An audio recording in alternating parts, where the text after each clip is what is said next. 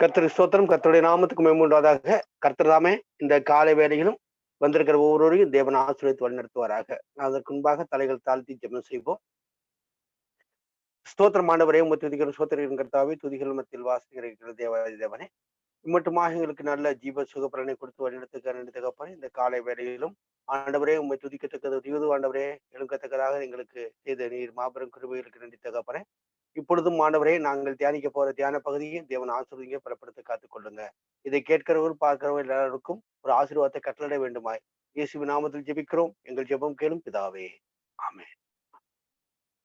நாம் இந்த நாளிலும் இயேசு கிறிஸ்துடைய ஜீவியத்தில் ஒப்பற்றவர் என்கிற காரியத்தை குறித்து இந்த நாள் பார்க்க போகிறோம். நேற்றைய தினத்திலும் அவர் பிறப்பில் எவ்வாறு ஒப்பற்றவர் என்பதை பார்த்தோம். இந்த நாளிலும் அவர் ஜீவியத்தில் எவ்வாறு ஒப்பற்றவராக திகழ்கிறார் என்பதை நாம் குறித்து தொடர்ந்து படிக்கலாம்.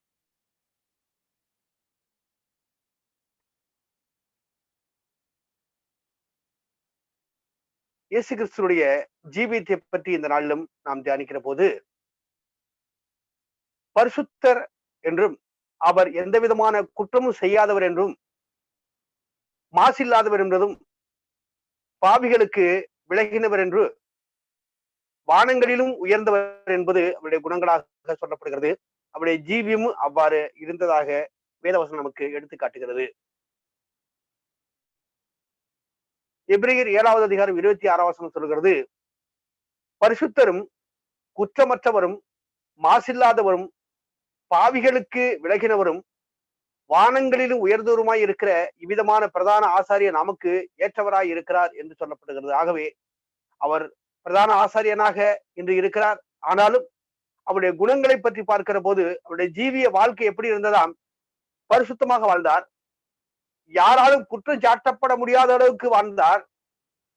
மாசில்லாத எந்த ஒரு அப்பலுக்கு அற்றவராக வாழ்ந்தார். பாவிகளோடு இணைந்து வாழ்ந்தாலும் பாவிகளுடைய பாவங்களுக்கு இணங்காதவராக இருந்தார். அதாவது பாவிகளுக்கு விலகினவராக இருந்தார், பாவங்களுக்கு விலகினவராக வாழ்ந்தார். ஆனாலும் அவருடைய மகத்துவத்தை பற்றி பேசுகிற போது வானங்களிலும் உயர்ந்தவராக இருக்கிற இவ்விதமான பிரதான ஆசிரியராக இங்கே இருக்கிறார். ஆகவே அன்றைக்கு இருந்த ஆசாரியருடைய குணங்களுக்கும் இந்த கிறிஸ்துவனுடைய குணங்களுக்கும் அநேக வித்தியாசங்கள் இருந்திருக்கிறது. நான் தொடர்ந்து வாசிக்கிற போது, சாத்தானுக்கு எதிர்த்து நின்று அவனை துரத்தி அவனை மேற்கொண்டவராக இருந்தார். இன்னைக்கு அநேகர் ஒரு சில நேரத்தில் சாத்தானை எதிர்த்தாலும் மறு நேரத்தில் அவர்கள் விழுந்து விடுகிறார்கள் காணப்படுகிறார்கள். ஆனால் கிறிஸ்துவானவர் தன்னுடைய ஜீவியம் முழுதுமே சாத்தானுக்கு ஏத்து நிற்பவராக காணப்பட்டார். லூக்கா 4வது அதிகாரம் 8வது வசனம் சொல்லுகிறது, இயேசு அவனுக்கு பிரதியுத்தரமாக, எனக்கு பின்னாக போ சாத்தானே, உன் தேவனாகிய கர்த்தரை பணிந்து கொண்டு அவர் ஒருவருக்கே ஆராதனை செய்வாக என்று எழுதியிருக்கிறது என்று சொல்லி அவனை துரத்தியதை நாம் பார்க்க முடிகிறது. ஆகவே கிறிஸ்துவானவர் எந்த ஒரு சூழ்நிலையிலும் எந்த ஒரு சந்தர்ப்பத்திலும் சாத்தானை எதிர்த்து நிற்பவராக மட்டுமே காணப்பட்டாரே தவிர சாத்தானுக்கு எந்த விதத்திலும் கீழ்ப்படிவராக அவருடைய வார்த்தைகளுக்கு கீழ்ப்பட்டு நடக்கிறவராக காணப்படவே இல்லை. அதாவது சாத்தானை எதிர்த்து நிற்கக்கூடிய வல்லமை மட்டும் அவருடைய ஜீவியத்தில் முழுமையாக காணப்பட்டது என்பதை நாம் புரிந்து கொள்ள முடிகிறது. மேலும் 8வது அதிகாரம் 46 வசனத்திலே மத்தேயு, இனி நான் உங்களுடனே அதிகமாய் பேசுவதில்லை, இந்த உலகத்தின் அதிபதி வருகிறான், அவனுக்கு என்னிடத்தில் ஒன்றுமில்லை. இன்றைக்கு சாத்தான் நம்ம கிட்ட வந்தான்னா, நம்மளை சோதிப்பதற்கு வந்தா நமக்கு ஏகப்பட்ட பொருள் இருக்குது. நம்ம அதை வைத்து நம்மளை அவன் பிளாக் செய்ய முடியும். ஆனால் கிறிஸ்துவத்தில் வருகிற போது ஒன்றுமில்லை என்று சொன்னார். இனி நான் உங்களுடனே அதிகமாக பேச போவதில்லை, இந்த உலகத்தின் அதிபதி வருகிறான், அவனுக்கு என்னிடத்தில் ஒன்றுமில்லை. அதாவது என்னிடத்தில் கண்டுபிடிப்பதற்கான குற்றங்களும் ஒன்றுமில்லை, அவனை எடுத்துக்கொள்வதற்கான என்னிடத்தில் ஒரு பொருள்களும் ஒன்றுமில்லை என்று சொல்லப்படுகிறது. ஆனா இன்றைக்கு உலகத்தில் உள்ளவைகளையும் நாம் நேசித்து அநேக காரியங்களால் சிக்குண்டு இழுக்குண்டு இன்றைக்கு நாம் சோதிக்கப்பட்டுக் கொண்டிருக்கிறோம். ஆனாலும் இந்த உலகத்தில் உள்ளவர்களுமே அன்பு கூறாதீர்கள் என்று சொன்ன கிறிஸ்துவின் வார்த்தையை மறந்து போன நிமித்தமாக இன்னைக்கு சாத்தான் நம்மை பல விதங்களிலும் சோதித்துக் கொண்டு வருகிறதை பார்க்க முடிகிறது. ஆனால் கிறிஸ்துடைய ஜீவியம் அவ்வாறு இல்லை என்பதை நாம் புரிந்து கொள்ள வேண்டும். மேலும் இன்றைக்கு உபவாசம் இருக்கிறார்கள், அநேகர் உபவாசம் இருக்கிறதை பார்க்க முடிகிறது. எப்படி இருக்கிறார்கள் என்றால், தினமும் பகல் வேளையில் மட்டும் இருப்பார்கள், இரவான உணவு அருந்து விடுவார்கள். இன்னும் சில மார்க்கத்தில் பார்க்கிற போது அவர்கள் இரவிலே மட்டும் இரவில் முழுதும் சாப்பிடுவார்கள், பகல் முழுதும் விரதம் இருப்பார்கள். இப்படி இருக்கிறத பார்க்கணும். ஆனாலும் கிறிஸ்துவானவர் மட்டுமே அங்கே பார்க்கிற போது 40 நாள் இரவும் பகலும் உபவாசம் இருந்ததை பார்க்க முடிகிறது. ஆக அவருடைய உபவாசம் எப்படி இருக்கிறது, நம்முடைய உபவாசம் எப்படி இருக்கிறது என்பதை சிந்தித்து பார்க்க வேண்டும். மத்திய 4வது அதிகாரம் 2வது வசனம் சொல்கிற போது, அவர் இரவும் பகலும் 40 நாள் உபவாசம் இருந்த பின்பு, எத்தனை நாள்? அவர் இரவும் பகலும் 40 நாள் உபவாசம் இருந்த பின்பு அவருக்கு பசி உண்டாயிற்று. 40 நாள் பிசாசினால் சோதிக்கப்பட்டார். அந்த நாட்களில் அவர் ஒன்றும் புசியாதிருந்தார். அந்த நாட்கள் முடிந்த பின்பு அவருக்கு பசி உண்டாயிற்று. ஆகவே இவரை போல யாரும் 40 நாள் எல்லாம் உபவாசம் இருந்தவர்கள் இல்லை. ஏனென்றால் மோசையை பார்க்கிற போது அவர் மாத்திரமே அங்க தேவனோடு சஞ்சரித்துக் கொண்டிருந்த அந்த 10 கற்பனைகளை வாங்க போகிற அந்த வேளையிலே அவர் மாத்திரமே 2 முறை 40 நாள் உபவாசம் இருந்தார் என்று சொல்லப்படுகிறது. ஆனாலும் இங்கே கிறிஸ்துவானவர் சாதாரணமாக மாம்சத்திலிருந்து அந்த நாட்களிலே அவர் 40 நாள் இரவும் பகலும் உபவாசம் இருந்ததை நாம் பார்க்க முடிகிறது. ஆனால் இன்றைக்கு நாம் உபவாசம் இருக்கிறோம் என்கிற பெயரிலே ஏமாற்றிக் கொண்டிருக்கிறோம். பகல்ல இருக்கிறோம், நைட்ல இருக்கிறது இல்லை. ஆனாலும் தொடர்ந்து நான் 40 நாள் இருக்கிறேன், 50 நாள் இருக்கிறேன்னு சொல்லுகிறேன். ஆனாலும் கிறிஸ்துவை போல அப்படிப்பட்ட உறுதியான உபவாசம் இன்னைக்கு அநேக இடத்தில் இல்லை என்பதை நாம் பார்க்க முடிகிறது. ஆக இப்படிப்பட்ட ஜீவியத்தை கிறிஸ்துவை தவிர வேற யாரும் செய்யவில்லை. மேலும் இன்றைக்கு ஜெபிக்கிறோம், இரவு ஜெபம் என்று நாம் வைத்திருக்கிறோம். ஆனால் இரவு ஜெபம் எப்பொழுது ஆரம்பிக்கிறோம்? 10 மணிக்கு ஆரம்பிப்போம், 2 மணிக்கோ 3 மணிக்கோ முடித்து விடுவோம். அப்படி இல்லை என்றாலும் அந்த 3 மணியிலிருந்து 5 மணி வரைக்கும் வைத்திருந்தால் அது பொழுதும் தூங்கி கொண்டிருப்போம். இப்படியாக இருக்கிறதை நாம் பார்க்க முடிகிறது. ஆனாலும் கிறிஸ்துவனுடைய ஜீவியம் முழுதும் ஜபித்துக் கொண்டிருந்த அந்த காரியத்தை பார்க்க முடிகிறது. அப்ப இரவு ஜெபம் என்று நாம் பெயர் வைத்துக் கொண்டு இரவு முழுதும் தூங்குவதல்ல. ஆனால் கிறிஸ்துவை போல ஜெபிக்கிற அந்த ஜீவியம் நம்மிடத்தில் இல்லை. ஏனென்றால் அவருடைய ஜீவியத்தில் எப்படி இருந்தது என்றால், லூக்காவின் புத்தகம் 5வது அதிகாரம் 16வது வசனம் சொல்கிறது, அவரோ வனாந்தரத்தில் தனித்து போய் ஜெபம் பண்ணி கொண்டிருந்தார். வனாந்தரத்துல போய் தனியா உட்கார்ந்து ஜெபம் பண்ணார் சொல்லுது. இன்னைக்கு நம்ம ஒரு பேர் தனியா அப்படி இந்த தனி ஜெபமெல்லாம் வனாந்தரத்துல போய் இந்த டிஸ்டர்பன்ஸ் இல்லாத இடத்துல போய் ஜெபம் பண்ற முறையெல்லாம் நம்ம கிட்ட இல்ல. அந்நாட்களிலே அவர் ஜெபம் பண்ணும்படி ஒரு மலையின் மேல் ஏறி முழுதும் தேவனை நோக்கி ஜெபம் பண்ணி கொண்டிருந்தார். அப்ப இரவு முழுதும் தன்னந்தடியாக உட்கார்ந்து ஜெபம் பண்ணி கொண்டிருந்த அந்த வேலையை ஜெப ஜீவியம் என்பது மிகவும் இவரை போன்ற ஜெப ஜீவியம் ஒருவர் செய்யவில்லை என்பதைத்தான் இங்க வேதாகம் எடுத்துக்கூறுகிறார். அவருடைய ஜீவியத்தில் இப்படிப்பட்ட ஒரு காரியங்கள் எல்லாம் இருந்து கொண்டு இருக்கிறது என்பதை நாம் பார்க்க முடிகிறது. இப்படிப்பட்ட இரவு முழுதும் ஜெபிக்கிற மனிதன் யார்? அவர் அதிகாலையில் இருட்டோடு எழுந்து புறப்பட்டு வனாந்தமான ஒரு இடத்துக்கு போய் அங்கே ஜெபம் பண்ணினார். இன்னைக்கு அதிகாலையிலே எழுந்தவுடனே ஜெபிக்கிற பழக்கம், அதுவும் இருட்டோட போய் தனியா உட்கார்ந்து ஜெபிக்கிற பழக்கம் எல்லாம் அநேகத்தை இல்லை. இன்னைக்கு கேட்டா என்ன சொல்றாங்க? 8 மணிக்கு எந்திரிக்கிறேன், 9 மணிக்கு எந்திரிக்கிறேன் இங்கிற பழக்கம் இருக்கிறது. ஆனால் அதிகாலையில் எந்திரிக்கக்கூடிய பழக்கமே இல்லை. இதை நாம் பழக்கப்படுத்திக் கொள்ள வேண்டும். ஏனென்றால் இது கிறிஸ்துடைய முன்மாதிரி. கிறிஸ்துடைய பின்பற்றுகிற நாம் கிறிஸ்துவை போல ஜீவியத்திலும் அவருடைய பழக்க வழக்கத்தில் நான் இருந்தால்தான் கிறிஸ்துவை போல மாற முடியும். அவர் அதிகாலை இருட்டோடு எழுந்து புறப்பட்டு வனாந்தரமான ஒரு இடத்துக்கு போய் அங்கே ஜெபம் பண்ணினார் என்று சொல்லப்படுகிறது. இந்த காரியத்தை எல்லாம் நாம் பின்பற்ற வேண்டும் என்பதுதான் கிறிஸ்து நமக்கு முன்மாதிரியாக வைத்திருக்கிறார். அதே போல அதிகாலமே எழுந்து பிரசங்கிக்கு சென்றார். அவருடைய காரியங்கள்லாம் பாத்தீங்கன்னா வித்தியாசமா இருக்கு. லூக்கா 21:38 சொல்கிறார், ஜனங்கள் எல்லாரும் அவருடைய உபதேசத்தை கேட்கும்படி அதிகாலமே தேவாலயத்தில் அவருக்கு வந்துவார்கள். அப்ப அதிகாலையிலே போய் அவர் தேவாலயத்துல போய் உட்கார்ந்து ஜெபம் பண்ண பிரசங்கம் பண்ண ஆரம்பிக்கிறார். அதை கேட்பதற்கு அவரிடத்துக்கு வருவார்களாம். எப்போ வருவாங்க? அதிகாலமே வருவார்களாம். இப்ப அதிகாலையிலே கிறிஸ்துவை தேடுகிறவர்கள் எல்லாம் அவரை கண்டடைந்திருக்கிறார்கள். ஆனா நம்முடைய காரியங்களை அதிகாலையில நம்ம வச்சோம்னா எப்படி ஆராதனை வச்சு எத்தனை பேர் வருவாங்க? 9 மணிக்கு 10 மணிக்கு வச்சா கூட இன்னைக்கு அநேகர் வர்றதில்லை. 10 மணிக்கு வச்சா 11 மணிக்கு வர்றாங்க. ஆனாலும் அவருடைய அந்த காலத்தினுடைய சூழ்நிலைகளும் இந்த காலத்தை போல எல்லாருடைய இந்த கால சூழ்நிலைகளும் இருந்திருக்கும். ஆனாலும் ஜனங்கள் எல்லாரும் அவருடைய உபதேசத்தை கேட்கும்படி அதிகாலமே தேவாலயத்தில் அவரிடத்துக்கு வருவார்கள். அதிகாலமே எழுந்து பிரசங்கிக்க போயிருக்கிறார்.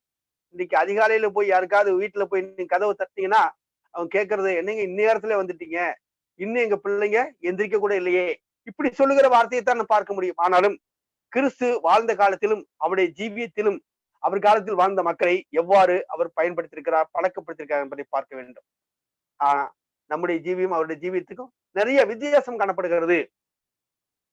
சீசருடைய கால்களை கழுவி தாழ்மையை கற்றுக் கொடுத்தார். இன்றைக்கு ஏதாவது ஒரு போதகரோ மற்ற காரியங்களோ யாராவது சீசர்களுடைய கால்களை கழுவுவார்களா என்றால் இல்லை. சீசர்களுக்கு உதவி செய்வார்களா இல்லை. ஆனால் அவர்களிடத்திலிருந்தான் இவர்கள் உதவியை வாங்கி கொண்டிருக்கிறத பார்க்க முடிகிறது. ஒரு பஸ்ல ஏறினா கூட இந்த பாஸ்ட் எல்லாத்துக்கும் டிக்கெட் எடுக்க மாட்டாரு. அந்த விசுவாசி தான் எல்லாத்துக்கும் டிக்கெட் எடுக்கிற காரியத்தை நம்ம பார்க்க முடிகிறது. ஆனாலும் இதெல்லாம் மாறி கிறிஸ்துடைய ஜீவியத்திலும் கிறிஸ்துடைய காரியத்திலும் எவ்வாறு இருந்தது என்றால் சீசர்களுடைய கால்களை கழுவி தாழ்மையை கற்றுக் கொடுத்தார். ஆக நான் பெரியவர் என்று இருக்கக்கூடாது, பெரியவனா இருக்க விரும்புகிறோம், எல்லாருக்கும் சிறியவனா இருக்க வேண்டும், அவன் வேலைக்காரனா இருக்க வேண்டும் என்று அவர் சொன்ன காரியத்தை நாம் பார்க்க முடிகிறது. சீசருடைய கால்களை கழுவி தாழ்மையை கற்றுக் கொடுத்தார். யோவான் 13ஆம் அதிகாரம் 1-2 வசனத்தை வாசிக்கிற போது, பஸ்கா பண்டிகைக்கு முன்னே இயேசு இந்த உலகத்தை விட்டு பிதாவினத்துக்கு போகும்படியான தம்முடைய வேலை வந்ததென்று அறிந்து தாம் இந்த உலகத்தில் இருக்கிற தம்முடையத்தில் அன்பு வைத்தபடியே முடிவு பரியந்தம் அவரிடத்தில் அன்பு வைத்தார். அவருடைய அன்பு ஆரம்பத்தில் என்ன அன்பு வைத்தாரோ அந்த அன்பை அவர் கடைசி வரையிலும் அந்த அன்பை அவர்களிடத்தில் காட்டினாராம். இன்றைக்கு நாம் ஒரு நாள் ஒரு அன்பை காட்டுவோம், மறுநாள் ஒரு வெறுப்பை காட்டுவோம். ஆனாலும் கிறிஸ்துவனுடைய காரியங்கள் அப்படி அல்ல. இந்த உலகத்தில் இருக்கிற தம்முடையவர்களிடத்தில் அன்பு வைத்தபடியே முடிவு பரியந்தம் அவரிடத்தில் அன்பு வைத்தார். அந்த அன்பு கடைசி வரைக்கும் மாறவே இல்லை. சீமோனின் குமாரனாகிய யூதாஸ் காரியோத்து அவரை காட்டி கொடுக்கும்படி பிசாசானவன் அவன் இருதயத்தை தூண்டின பின்பு அவர்கள் போஜனம் பண்ணி கொண்டிருக்கையில் பிசாசு யூதாஸ் காரியோத்து உள்ளத்தை தூண்ட ஆரம்பிச்சுட்டான். அதுக்கு பிறகு ஒரு நடந்த சம்பவத்தை சொல்றாரு. தம்முடைய கையில் பிதா எல்லாவற்றையும் ஒப்பு கொடுத்தார் என்பதையும் தாம் தேவனிடத்தில் வந்ததையும் தேவனிடத்துக்கு போகிறதையும் இயேசு அறிந்து அந்த டைம் வந்துருச்சுன்னு இயேசு கிறிஸ்து புரிந்து கொண்டார். போஜனத்தை விட்டு எழுந்து வஸ்திரங்களை கழற்றி வைத்து ஒரு சீலை எடுத்து அறையிலே கட்டிக்கொண்டு பின்பு பாத்திரத்திலே தண்ணீர் வார்த்து சீசருடைய கால்களை கழுவும் தாம் கட்டி கொண்டிருந்த சீலையினால் துடைக்கவும் தொடங்கினார். அவர் சீமோன் பேதுருவிடத்தில் வந்த பொழுது அவன் அவரை நோக்கி, ஆண்டவரே, நீர் என் கால்களை கழுவலாமா என்றார். இயேசு அவனுக்கு பிரதியுத்தரமாக, நான் செய்கிறது இன்னதென்று இப்பொழுது நீ அறியாய், இனிமேல் அறிவாய் என்றார். பேதுரு அவரை நோக்கி, நீர் ஒரு காலும் என் கால்களை கழுவப்படாது என்றார். இயேசு அவனுக்கு பிரதியுத்தரமாக, நான் உன்னை கழுவாவிட்டால் என்னிடத்தில் உனக்கு பங்கு இல்லை என்று சொன்னார். அதற்கு சீமோன் பேதுரு, ஆண்டவரே, என் கால்களை மாத்திரமல்ல என் கைகளையும் என் தலையும் கூட கழுவ வேண்டும் என்றார். இயேசு அவரை நோக்கி, முழுகினவன் தன் கால்களை மாத்திரம் கழுவ வேண்டியதாய் இருக்கும், மற்றபடி அவன் முழுவதும் சுத்தமாயிருக்கிறான். நீங்கள் சுத்தமாயிருக்கிறீர்கள், ஆகிலும் எல்லாரும் அல்ல என்று சொன்னார். ஆக எல்லாரும் அல்ல என்று ஏன் சொன்னார் என்றால், அங்கே யூதாஸ் காரியத்தும் இருக்கிறார் என்பதை அங்கு சுட்டி காட்டி சொல்கிறதை நாம் பார்க்க முடிகிறது. ஆகவே ஆனாலும் இங்கே கிறிஸ்துடைய இந்த தாழ்மையின் அடையாளத்தை பாருங்கள். ஆனால் இப்படிப்பட்ட தாழ்மையின் அடையாளம் வேறு யாருக்கு இருக்கிறது? தம்மை காட்டிக் கொடுக்கிறவனை அவர் அறிந்திருந்தபடியால் நீங்கள் எல்லாரும் சுத்தமுள்ளவர்கள் அல்ல என்றார். அவருடைய கால்களை அவர் கழுவின பின்பு தம்முடைய வஸ்திரங்களை தரித்துக் கொண்டு திரும்ப உட்கார்ந்தவரை நோக்கி, நான் உங்களுக்கு செய்ததை அறிந்திருக்கிறீர்களே, நீங்கள் என்னை போதகர் என்றும் ஆண்டவர் என்றும் சொல்கிறீர்கள். நீங்கள் சொல்லுகிறது சரியே, நான் அவர்தான், ஆண்டவரும் போதகருமாகிய நானே உங்கள் கால்களை கழுவினது உண்டானால் நீங்களும் ஒருவருடைய கால்களை ஒருவர் கழுவ கடவீர்கள் என்று சொல்லுகிறார். ஆகவே நான் உங்களுக்கு செய்தது போல் நீங்களும் செய்யும்படிக்கு உங்க மாதிரியை காண்பித்தேன். இன்னைக்கு அநேக இடங்கள்ல திருவிருந்து என்று சொல்லக்கூடிய ராபோஜன ஆராதனை நடக்கிறது. ஆனாலும் இந்த கால்கள் ஒரு முறைய இல்லை. காரணம் என்னவென்றால், அங்கே அநேக ஜாதிக்காரர் வந்திருப்பார்கள். இவரை போய் அங்க அவர் கால தொடர்பு சொல்ல முடியாது, அவர் காலம் இவர் தொடர்பு சொல்ல முடியாதுங்கிற ஒரு பயம் இருக்கிறது. அதற்கு பதிலாக இவர்கள் என்ன சொல்றாங்க, எங்களுக்கு அநேக பேர் வர்றாங்க, அதனால கழுக்கிறவர். அப்படி அல்ல. குறைந்த ஜனங்கள் வருகிற இடத்துல அப்படித்தான் இருக்கிறது, அதிக ஜனங்கள் வருகிற இடத்துல அப்படித்தான் இருக்கு. ஆனாலும் கிறிஸ்து நமக்கு ஒரு மாதிரியை வைத்து போயிருக்கிறார். அந்த மாதிரியை கூட நாம் பின்பற்றவில்லை என்றால் நம்முடைய ஜீவியமும் கிறிஸ்துவ ஜீவியம் எப்படி ஒன்றாக இருக்கும்? ஆகவே கிறிஸ்துவனுடைய மாதிரி எல்லாவற்றையும் நாம் பின்பற்றுகிற போதுதான் அவரை போன்ற காரியங்கள் நாம் அவருடைய போல ஜீவியத்திலும் நாம் மாற முடியும் என்பதை நாம் புரிந்து கொள்ள வேண்டும். நன்மை செய்கிறவராக சுற்றி தெரிந்தார். அவருக்கு எப்பயுமே நல்லது செஞ்சுட்டே இருந்தார். இன்னைக்கு நாம சில நேரத்துல கெடுதலும் சில நேரத்தில் நன்மையும் மாறி மாறி செய்து கொண்டிருக்கிறோம். ஆனாலும் எப்பொழுதுமே அவர் நன்மை செய்தவராகவே சுற்றி தெரிந்திருக்கிறதை நான் பார்க்க முடிகிறது. அப்போஸ்தலர் 10வது அதிகாரம் 37 வசனம் சொல்கிறது, நசரேயனாகிய இயேசுவை தேவன் பரிசுத்த ஆவியினாலும் வல்லமையினால் அபிஷேகம் பண்ணினார்.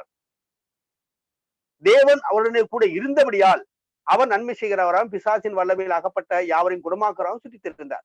அப்ப அவர் நன்மை செய்கிறவராக சுற்றித் திரிந்தார் என்றால் எப்படி சுற்றித் திரிந்தார்? ஏன் சுற்றித் திரிந்தார் என்றால் அவருடைய தேவன் அவருக்கு பரிசுத்தாவியை கொடுத்திருந்தார். அந்த பரிசுத்தாவின் வல்லமை அவரிடத்தில் இருந்தது. மேலும் தேவன் அவரோடு இருந்தார். ஆக நம்மோடு தேவன் இருக்க வேண்டும். நாம் தேவன் நம்மோடு இருந்தால் மாத்திரமே நாம் நன்மை செய்கிறவர்களாக மாத்திரமே இந்த உலகத்தில் சுற்றித் தெரிய முடியும். இல்லை என்றால் சில நேரத்திலே நன்மையும் சில நேரத்தில் தீமை என்றால் தேவனுக்கு பிடிக்காத காரியங்கள் செய்து கொண்டும் தேவனுக்கு பிரியமான காரியங்கள் செய்து மாறி மாறி நாம் இரட்ட வாழ்க்கை வாழ்ந்தோம் என்றால் நம்முடைய ஜீவியத்தில் அப்படிப்பட்ட ஒரு நன்மையான காரியங்கள் ஏற்படாது.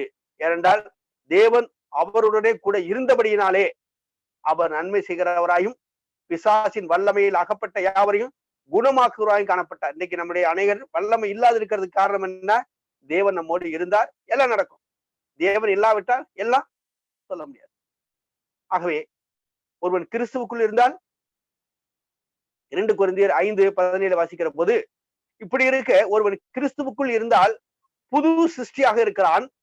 பழையவர்கள் எல்லாம் ஒளிந்து போயின, எல்லாம் புதிதாயின. பழைய பழக்க வழக்கங்கள், பழைய காரியங்கள், பழைய எண்ணங்கள், பழைய சிந்தனைகள் எல்லாமே ஒளிந்து போய் எல்லாம் புதிதாக மாறி இருக்க வேண்டும். ஒருவன் கிறிஸ்துவுக்குள் இருக்கிறார் என்பதற்கு அதுதான் அடையாளமாக சொல்லப்படுகிறது. ஆகவே ஒருவன் கிறிஸ்துவுக்குள் இருந்தால் புது சிருஷ்டியாக இருக்கிறான், பழையவைகள் ஒளிந்து போயின, எல்லாம் புதிதாயின என்பதுதான் கிறிஸ்துவுக்குள் வாழ்கிற ஒரு ஜீவியம் என்பதை நாம் புரிந்து கொள்ள வேண்டும். மேலும் நம்முடைய ஆசைகள், நம்முடைய இச்சைகள் இதையெல்லாம் கிறிஸ்துவ வாழ்க்கைக்குள் வந்து நிறைவேற்ற முடியாது. கிறிஸ்துவனுடையவர்கள் தங்கள் மாம்சத்தையும் தங்கள் ஆசை இச்சைகளையும் சிலுவையில் அறைந்திருக்கிறார்கள். யாரு தன்னுடைய ஆசை இச்சைகள் எல்லாம், இந்த உலகத்தினுடைய ஆசைகள் இச்சைகள் எல்லாம் சிலுவையில் அறைந்துவிட்டு கிறிஸ்துவை பின்பற்றுகிறார்களோ அவர்கள் மாத்திரமே கிறிஸ்துவர்களாக காணப்படுமே தவிர உலகத்தையும் ஒரு கையிலும் இந்த பரலோகத்தை ஒரு கையிலும் வைத்துக் கொண்டு வாழ்கிற வாழ்க்கையெல்லாம் முடியாத ஒரு காரியம். ஆனா ஆண்டவர் சொன்னார், 2 எஜமான்களுக்கு உங்களால் ஊழியம் செய்ய முடியாது. பிசாசுக்கும் தேவனுக்கும் உங்களால் ஊழியம் செய்ய முடியாது. உலகத்துக்கும் பரலோகத்துக்கும் உங்களால் ஊழியம் செய்ய முடியாது. ஆகவே கிறிஸ்துவனுடையவர்கள் தங்கள் மாம்சத்தையும் அதன் ஆசை இச்சைகளையும் சிலுவையில் அறைந்தால் மாத்திரமே அவரோடு பரலோக வாழ்க்கைக்குரிய தகுதி அடைந்தவர்களாக காணப்பட முடியும். யார் ஒருவர் தன்னை கிறிஸ்துவர் என்று அழைத்துக் கொள்கிறார்களோ அவர்கள் எப்படி இருக்க வேண்டும் என்றால் அதற்கு ஒரே ஒரு வார்த்தை சொல்லப்படுகிறது. 1 யோவான் 2வது அதிகாரம் 6வது வசனத்திலே பார்க்கிற போது, அவருக்குள் நிலைத்திருக்கிறேன் என்று சொல்கிறவன் அவர் நடந்தபடியே தானும் நடக்க வேண்டும். அவர் எப்படி நடந்தார்? அவருடைய ஜீவியத்தை எடுத்து வாசித்து பாருங்கள். மத்தேயு, மார்க்கு, லூக்கா, யோவான், இந்த 4 அதிகாரங்களிலும் நீங்கள் முழுதும் வாசித்து பாருங்கள். அவருடைய வாழ்க்கை முழுதும் அதில் எழுதப்பட்டிருக்கிறது.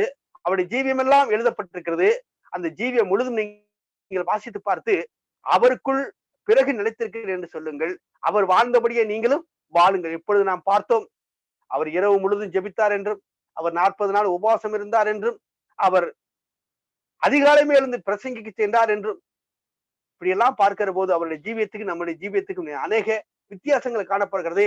அந்த வித்தியாசம் இல்லாதபடிக்கு நாம் இருக்க வேண்டும் என்பதுதான் கிறிஸ்துவ விருப்பமாக இருக்கிறது. அவருக்குள் நிலைத்திருக்கிறேன், நான் கிறிஸ்துவுக்குள் இருக்கிறேன், நான் ஒரு கிறிஸ்தவன் என்று சொல்லுகிறவன் அவர் நடந்தபடியே, அவர் எப்படி வாழ்க்கை வாழ்ந்தாரோ, அவர் எப்படிப்பட்ட ஜீவியம் செய்தாரோ அதே போல அவருடைய ஜீவியத்தை போல நம்முடைய ஜீவியம் இருந்தால்தான் நாமும் அவரை போல் இருக்க முடியும் என்பதை புரிந்து கொள்ள வேண்டும். 1 யோவான் 2:6 அவருக்குள் நிலைத்திருக்கிறேன் என்று சொல்லுகிறவன் அவர் நடந்தபடியே தானும் நடக்க வேண்டும் என்பதுதான் கிறிஸ்துடைய திட்டமாகவும் செயலாக இருக்கிறது. இப்படிப்பட்ட காரியங்களில் நாமும் வளர கிறிஸ்து தாமே நமக்கு உதவி செய்வாராக.